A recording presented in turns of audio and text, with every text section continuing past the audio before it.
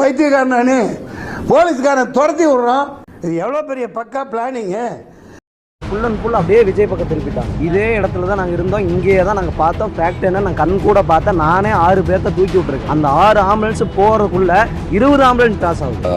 நண்பர் விஜய்க்கு வந்து இது அவசியமே இல்லை. இப்போ அரசியலுக்கு வர்றதுன்றது அவசியமே கிடையாது. ஒரு பெரிய ராஜாங்கம் நடத்திட்டு இருக்காரு. அவர் எதுக்கு நம்ம பயமுறுத்தணும்? அதனால விஜய் வந்து நல்ல முனைப்போடு இதுல செயல்படட்டும்ங்கிறது தான் என்னுடைய தெரிஞ்சு ஒரு நல்ல இடத்துல சூஸ் பண்ணி நீங்க தரல. ஏன் காரணம்? வேலுச்சாமி மரத்துல தான் வரணும்ட்டீங்க, வந்துட்டாரு. சேதாளம் ஆனாலும் வந்துட்டாரு. அவர் கண் கலங்கிட்டு இருக்காரு. எல்லாமே என்ன பாதிப்போ அவர் தாரேன்னு இருக்காரு, நஷ்டத்தி தாரேன்னு இருக்காரு. ஏன் போலீஸ் ப்ரொடெக்ஷன் இல்ல? ஏன் ஹாஸ்பிட்டல் நீங்க சரியா ட்ரீட்மெண்ட் பண்ணல? ஒருத்தர் சாவரான சர்வீஸ் போய் பர்சன் தேவை, டாக்டர்ஸ் தேவை. 2 ஹாஸ்பிட்டல்ல 150 பேர் வச்சு ட்ரீட்மெண்ட் பார்த்துட்டு இருக்கீங்க. என்ன எவ்வளவு ஹாஸ்பிட்டல்ஸ் இருக்கு கரூர்ல? ஏன் போல? என்ன வந்து அங்க வந்து மந்திரிகள் அழுது நடிக்கிறீங்க? Hello friends, welcome to Bharathi Vizhigal. கரூரில் நடந்த இந்த சம்பவம் பார்த்தீங்கன்னா முழுக்க சதி செய்யப்பட்டு செஞ்ச விஷயம்தான் அப்படின்னு சொல்லிட்டு இந்த நிகழ்ச்சியில் பங்கேற்ற பொதுமக்களாகட்டும், அரசியல்வாதிகளாகட்டும், வழக்கறிஞர்களாகட்டும், இளைஞர்களாகட்டும் எல்லாரும் சொல்கிற ஒரே விஷயம் பார்த்தீங்கன்னாக்கா, அரசியல் ரீதியாக செய்யப்பட்ட சூழ்ச்சி தான் இது. இதுக்கு பொதுமக்கள் தான் வந்து பாதிப்படைஞ்சிருக்காங்க. அவங்களே வந்துட்டு எல்லா பிரச்சனையும் ஏற்படுத்திட்டு அவங்களே வந்து ஆறுதல் சொல்கிற அப்படின்னு நடந்துக்கிறாங்க அப்படின்னு சொல்லிட்டு அவங்க திமுக மேலே தான் பார்த்தீங்கன்னா முழு குற்றச்சாட்டையும் வைக்கிறாங்க. ஃப்ரெண்ட்ஸ், அங்கே உண்மையிலேயே என்ன நடந்தது அப்படின்னு சொல்லிட்டு அவங்க சொல்கிறாங்கன்னு பார்த்தோம்னாக்கா, அங்கே பார்த்தீங்கன்னா ஒருத்தருக்கு அடிபட்டுச்சு அப்படின்னாக்கா 9 ஆம்புலன்ஸ் சும்மாவே வந்து ரவுண்ட் அடிச்சுட்டு போகுது. இதனால் மக்கள் நிறைய பேருக்கு வந்துட்டு அடிபட்டுது, இறந்து போயிடுறாங்க அப்படின்னு ரொம்பவே பதட்டமாயி இன்னும் கலவரத்தை அதிகப்படுத்ததே பார்த்தீங்கன்னாக்கா திமுக தான் அப்படின்ட்டு தான் கரூரில் வந்துட்டு அந்த நிகழ்ச்சியில் பங்கேற்ற பல லட்சக்கணக்கான மக்கள் சொல்ற ஒரே விஷயம் திமுக மேல தான் முழு குற்றச்சாட்டு வச்சுட்டு இருக்காங்க. ஹாஸ்பிட்டல்ல பாத்தீங்கன்னா சரியான ட்ரீட்மெண்ட் கொடுக்கல. பக்கத்துல இருக்கிற ஹாஸ்பிட்டல் எல்லாத்தையும் விட்டுட்டு ஒரு 2 ஹாஸ்பிட்டல்ல வந்து எதுக்கு குறிப்பிட்டு ட்ரீட்மெண்ட் பண்றாங்க. அங்க பாத்தீங்கன்னாக்கா எப்படி வந்துட்டு அன்பில் மகேஷ் ஆகட்டும், துணை முதலமைச்சர் ஆகட்டும், முதலமைச்சர் ஆகட்டும் அங்க வந்து உடனே வந்து பார்த்தாங்க. இவங்க எல்லாம் பிளான் பண்ணி தான் இந்த விஷயத்த செய்யறாங்க. கரூர்ல அவ்வளோ ஹாஸ்பிட்டல் இருக்கு, அது எல்லாத்தையும் தவிர்த்துட்டு இந்த ஹாஸ்பிட்டலுக்கு கொண்டு போய் சேர்த்தது எந்த காரணம்? எதுக்காக?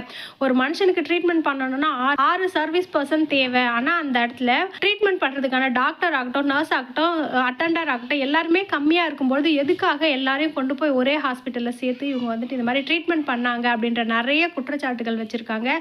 உண்மையிலே என்ன நடந்தது அப்படின்னு சொல்லிட்டு கவர்மெண்ட் சைட்லேருந்து, தமிழக அரசு சைட்லேருந்து பார்த்தீங்கன்னாக்கா ஓய்வு பெற்ற நீதிபதி அருணா ஜெகதீஷன் அவர்களை பார்த்தீங்கன்னாக்கா அறிக்கையை வந்து ரெடி பண்ண சொல்லி அமைச்சிருக்காங்க. அந்த அறிக்கை நல்லபடியாக வருமா, நேர்மையாக வருமா அப்படின்ற கேள்விக்குறிகள் வந்து இருக்கு. இவங்க பாத்தீங்கன்னாக்கா ஓய்வு பெற்ற நீதிபதியா இருந்தாலும் தமிழக அரசு சார்பில் பாத்தீங்கன்னாக்கா அவங்க அறிக்கை ரெடி பண்றாங்க. சூழ்ச்சி பண்ணதே அவங்க அப்படின்ற பட்சத்துல அவங்க கொடுக்குற அறிக்கை எப்படி நேர்மையா இருக்கும் அப்படின்ற கேள்விகளும் கேட்டுட்டு வராங்க. அது மட்டும் இல்லாம அங்க நடந்த பொதுமக்கள் நேரடியாவே அங்க பாதிப்படைஞ்ச பொதுமக்கள் என்ன சொல்றாங்க அப்படின்ற வீடியோவை நீங்க முழுமையா கேளுங்க. நம்ம அதுக்கப்புறம் பேசலாம்.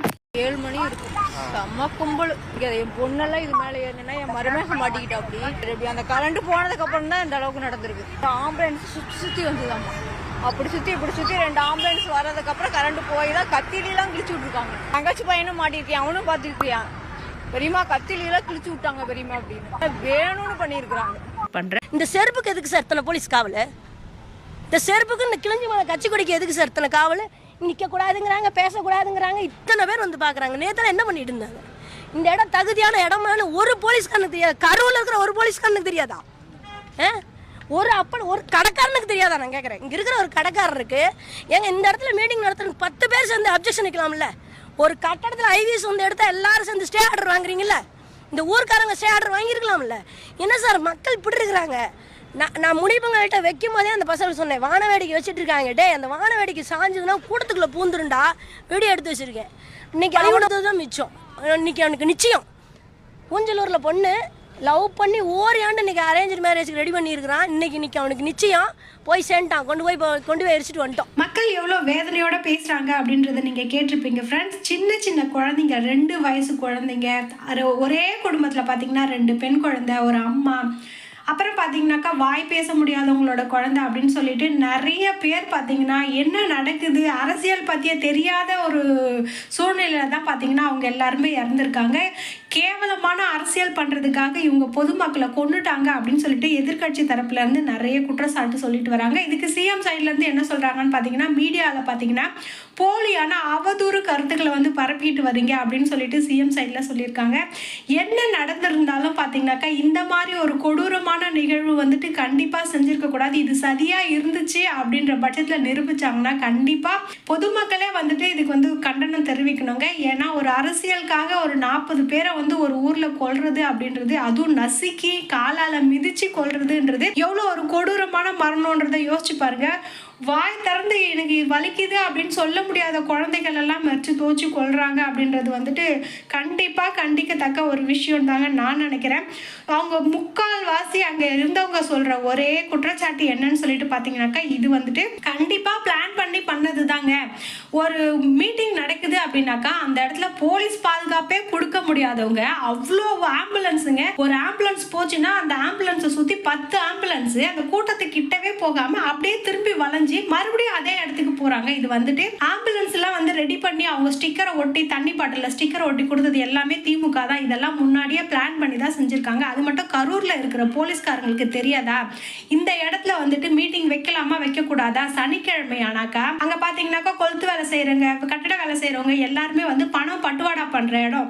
பணத்தை அன்னைக்கு வார இறுதியில பணம் வாங்கிட்டு அந்த இடத்துல பாத்தீங்கன்னாக்கா ஒரு கடத்தெருவு மாதிரி இருக்கும். வீட்டுக்கு தேவையான பொருட்கள்லாம் வாங்கிட்டு போற இடம், பணம் புழங்குற இடம்னா அந்த இடத்துல பாத்தீங்கன்னா எப்படி ஜேன்னு இருக்கும். வாங்குற ஒரு பொருள் வாங்கணும் விற்கணும் அப்படின்ற எல்லாருமே பாத்தீங்கன்னா கூடுற இடம். அது இல்லாம சனிக்கிழமை இப்ப பாத்தீங்கன்னாக்கா ஸ்கூல்ல லீவ் விட்டுருக்காங்க.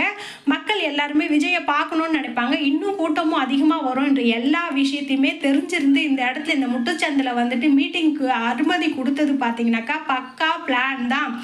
ஒரு விஷயம் தெரியாம நடக்கிறது வேற, இது வந்து தெரிஞ்சே செஞ்ச சரிதான் அப்படின்னு சொல்றதுக்கு பாத்தீங்கன்னாக்கா இதுதான் காரணங்க. கரூர்ல இருக்கிறவங்களுக்கு தெரியாதா? இப்ப விஜய்க்கு தெரியாது அந்த இடம் என்ன மாதிரி இருக்கும் அப்படின்னு சொல்லிட்டு. ஆனா கரூர்ல இருக்க போலீஸ்காராகட்டும் அந்த கடத்தெருவுல கடை வச்சிருக்கிறவங்களே சொல்லியிருக்கலாமே.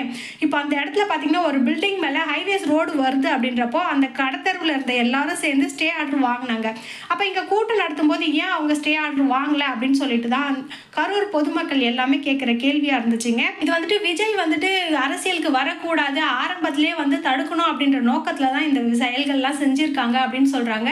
ஆனா பொதுமக்கள் எல்லாரும் பாத்தீங்கன்னாக்கா அடுத்தது வந்து கண்டிப்பா விஜய் வரணும் அப்படின்னு சொல்லிட்டு பொதுமக்கள் மட்டும் இல்லைங்க, நடிகர்கள் ஆகட்டும், இளைஞர்கள் ஆகட்டும், வழக்கறிஞர்கள் ஆகட்டும், எதிர்கட்சிகள் ஆகட்டும், யாருமே பாத்தீங்கன்னாக்கா இது வந்து சதிதான். அப்ப எதிர்கட்சியில வந்துட்டு ஒருத்தர் வளரவே கூடாது அப்படின்னு நினைக்கிறதுக்கு தான் இந்த காரியத்தெல்லாம் செய்யறாங்க அப்படின்னு சொல்லிட்டு சொல்லியிருக்காங்க.